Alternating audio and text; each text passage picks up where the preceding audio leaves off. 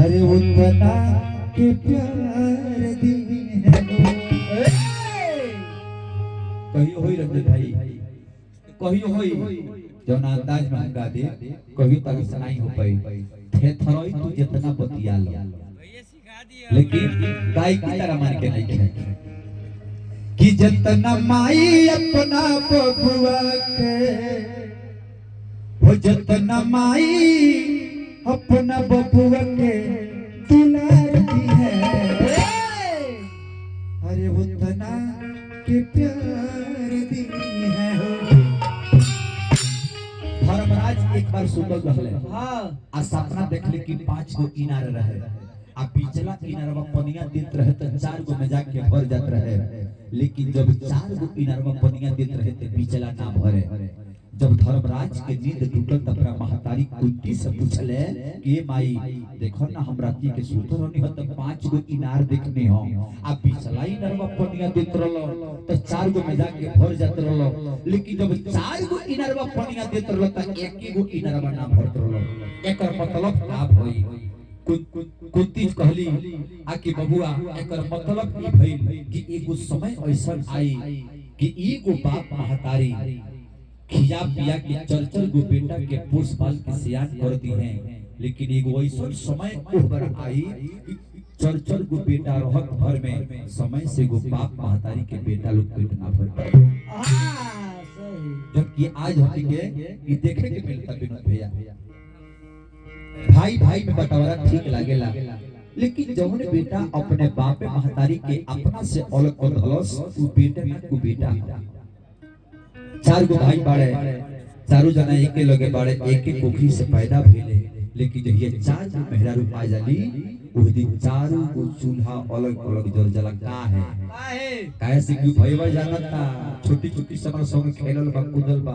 एकरा बारे में हम जानतन कि हमरा बारे में जानता त एगो माई के बेटा हमने के 4 जना बनी जा लेकिन ए चाचा जी उ 4 जना जे आओ बा उ 4 गो माई के बेटा आओ उ 4 गो माई के बेटी बन के आवता तो 4 जना के बुद्धि अलगे अलगे नो बा इतने से एक परिवार में अलगा बिलगा होखेला जब तक ले शादी ना भई रहेला कोनो परिवार अलगा ना होला आ जब शादी बियाह हो जाला तो कुछ दिन के बाद 4 गो चूल्हा लागेला जरे कारण बेकर पीछे अभी ना जानी है अभी तक भाईवा चाहते नहीं कहीं कर बियाह हो ये तू भाई बाहलो बड़का भाईवा के 4 गो बेटा हां आ 3 गो बेटी आ उ चाहत नहीं खे कि कर बियाहवा होखे मंत बियाहवा हो तो हकदार हो जाएंगे आएगा बात इस सरवा केरा बोंठे मर जाए तो धर्म वो करे न होई ऐसे रंजन भाई देख लो तारे के समझाओ तनी घर जाके पूछ लिया अरे 4 गो के पोस देली अरे 4 गो के पोस देली अरे दूधवा पियाई के 4 गो से पेट नाही हर एगो माई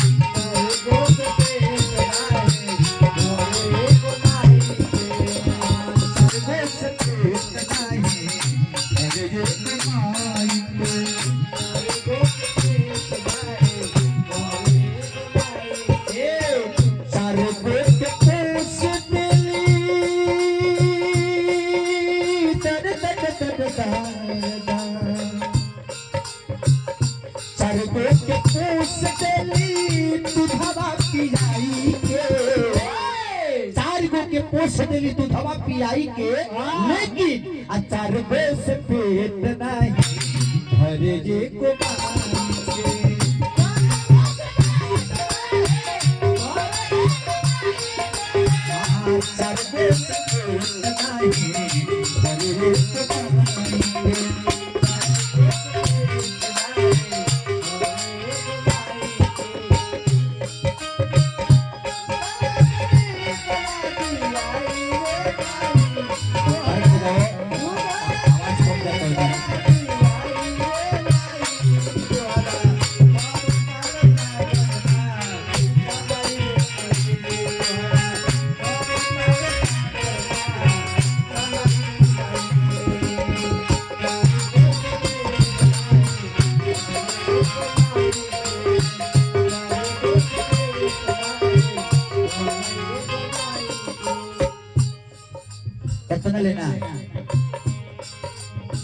जवन माई पूछली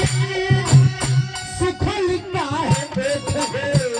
वही माई के देता लो दिलवा पर चेत हो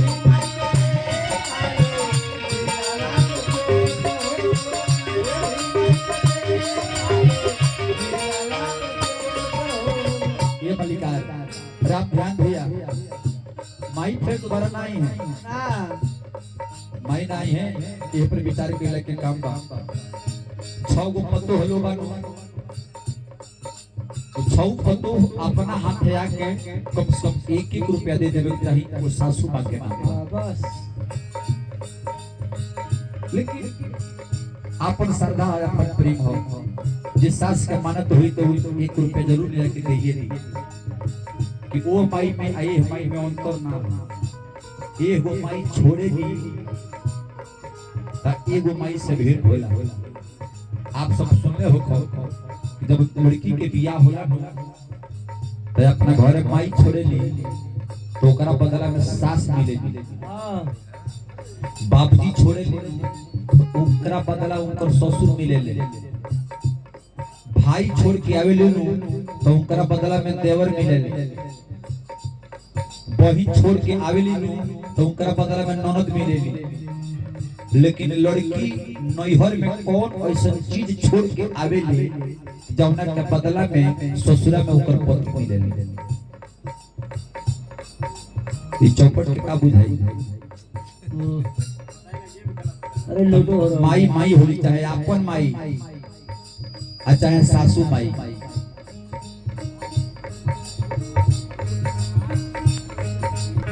जवन माई पूछली सुखल काहे वही माई के देता लो दवा पर चुप हो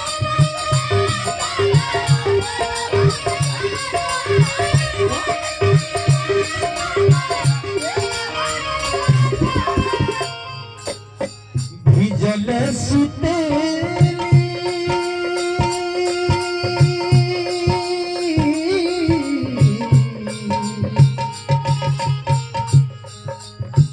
भीजले सुतेली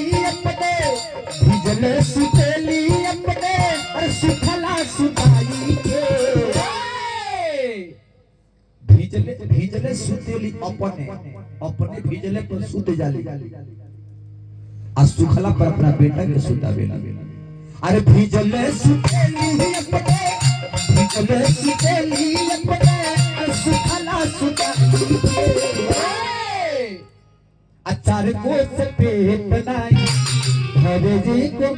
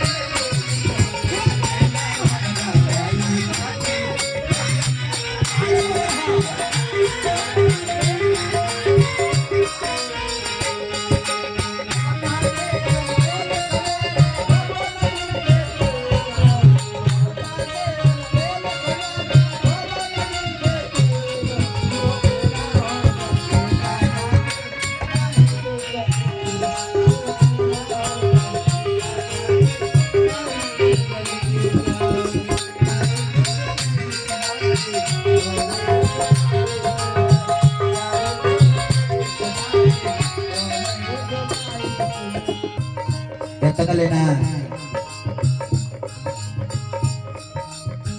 अच्छा